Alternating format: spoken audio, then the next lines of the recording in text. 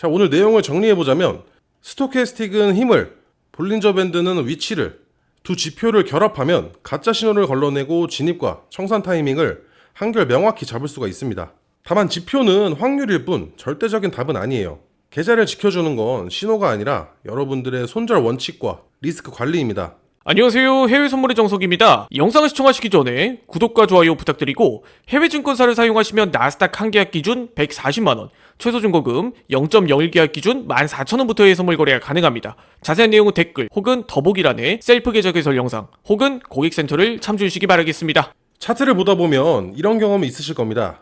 스토캐스틱이 과매도 구간이라서 이제 반등이라고 판단을 하고 매수를 했는데 가격이 오히려 밀려버린 경우, 또는 볼린저 밴드 상단선에 닿아서 매도에 진입을 했는데 밴드를 더 뚫고 치고 올라가는 경우, 이런 상황이 왜 자꾸 발생을 할까요?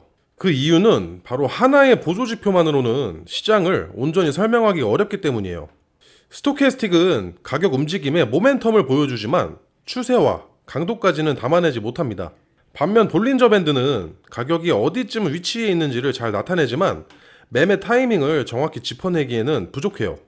그래서 오늘은 이 두 가지 지표를 함께 쓰는 방법을 알려드리려고 합니다. 즉, 모멘텀과 변동성을 동시에 체크해서 매수 매도 타이밍을 더 확실히 잡는 전략이에요. 먼저 개념부터 정리하겠습니다. 스토캐스틱은 일정 기간에 고가와 저가 사이에서 현재 가격이 어느 정도 위치를 하고 있는지 보여주는 지표예요. 그래서 보통 80 이상이면 과매수, 20 이하면 과매도라고 보는 거죠. 그런데 문제는 이렇게 과매수 구간에서도 다시 내려오는 게 아니라 계속 치고 올라가 버리기도 하고, 과매도 구간인데도 불구하고 더 빠져버리기도 합니다. 다음으로 볼린저 밴드는 이 가운데에 있는 이동평균선을 중심으로 표준 편차를 이용해서 상단 밴드와 하단 밴드를 그려놓은 지표예요. 이것도 마찬가지로 상단선에 닿으면 과열이라고 판단을 하고 하단에 닿으면 과매도 구간이라고 하기도 하지만, 강한 추세장에서는 밴드 밖을 계속 타고 가면서 끝까지 추세가 이어져요.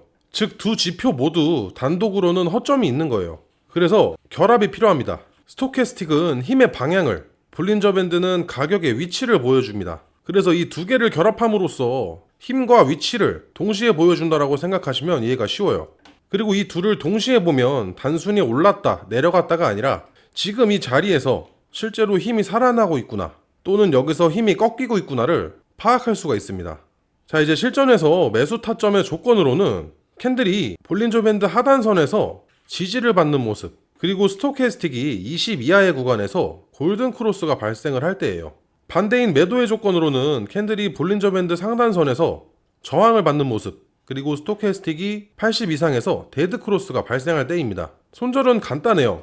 매수에 진입을 했다면 하단 밴드를 깼을 때 손절을 해주시고, 매도에 진입을 했다면 상단 밴드가 깨졌다면 손절을 진행해 주시면 됩니다. 익절은 단계적으로 중심선에 도달을 했을 때 1차 청산을 해주시고, 그리고 반대 방향에 반대쪽 밴드에 도달 시 2차 청산을 해주시면 됩니다.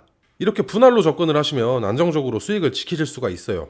자, 이제 실제 차트를 예시로 들어보면 주가가 급락을 하면서 하단 밴드를 찍었고 스토캐스틱이 20 이하에서 골든 크로스를 만들었습니다.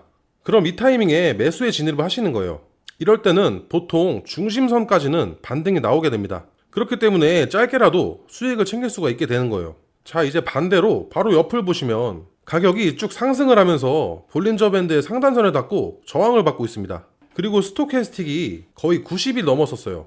여기에서 데드 크로스를 만들면서 이 위치가 단기 고점 신호로 해석이 되는 거고 매도에 진입을 할 수가 있는 겁니다. 하지만 여기서 꼭 짚고 넘어가야 될 부분이 있어요. 횡보장과 추세장을 반드시 구분을 하셔야 됩니다. 이 매매법은 오히려 횡보장에서 굉장히 잘 맞아요. 하지만 이렇게 추세장에서는 이 매매법이 오히려 함정이 될 수 있습니다. 따라서 중심선이나 이동평균선을 추가하거나 혹은 거래량 같은 추가 요소를 꼭 함께 확인을 해주셔야 됩니다. 실제 투자자들이 자주 하는 실수를 정리해보면 오로지 스토캐스틱의 신호만을 보고 무조건적인 진입을 하는 경우, 또는 볼린저 밴드의 상단선 하단선의 터치만을 보고 반대로만 들어가는 경우, 마지막으로는 손절 기준이 없는 분들이에요. 이 세 가지가 가장 치명적입니다. 한 가지 팁을 드리자면 추세 지표를 하나 곁들이는 거예요. 예를 들어서 60일 이동평균선을 추가를 해서 이 이평선을 기준으로 상승 흐름인지 하락 흐름인지를 판단을 하는 거예요. 하나 더 추가를 해서 가격이 이평선 위에 위치를 하고 있고 상승 추세인데, 예를 들어서 하단 밴드에 닿았다, 거기에 추가로 골든크로스까지 나왔다면은 신뢰도는 훨씬 높아지는 거예요. 반대로 하락 추세에서 상단 밴드를 터치하고 거기에 추가로 데드크로스까지 나왔다면 매도 신뢰도는 훨씬 높아지게 되는 거죠. 즉 단순 신호에 기대지 말고 시장의 큰 방향까지 함께 보라는 얘기입니다. 자, 오늘 내용을 정리해보자면 스토캐스틱은 힘을, 볼린저 밴드는 위치를, 두 지표를 결합하면 가짜 신호를 걸러내고 진입과 청산 타이밍을 한결 명확히 잡을 수가 있습니다. 다만 지표는 확률일 뿐 절대적인 답은 아니에요. 계좌를 지켜주는 건 신호가 아니라 여러분들의 손절 원칙과 리스크 관리입니다. 시장은 언제나 예외의 상황이 있기 때문에 무조건적인 지표를 맹신하지 마시고 오늘 배운 기준을 차트에 직접 적용해 보시기 바라겠습니다. 오늘 영상은 여기까지입니다. 영상을 보고 궁금하신 내용은 댓글을 통해서 남겨주시고 해외증권사 계좌 개설이나 메타트레이더 관련 문의사항은 영상 하단 더보기란에 고객센터를 참고해주세요. 직접 셀프로 계좌 개설을 하고 싶으신 분들은 더보기란에 있는 셀프 계좌 개설 영상을 시청해주시면 됩니다. 지금까지 해외선물의 정석이었습니다. 시청해주셔서 감사합니다.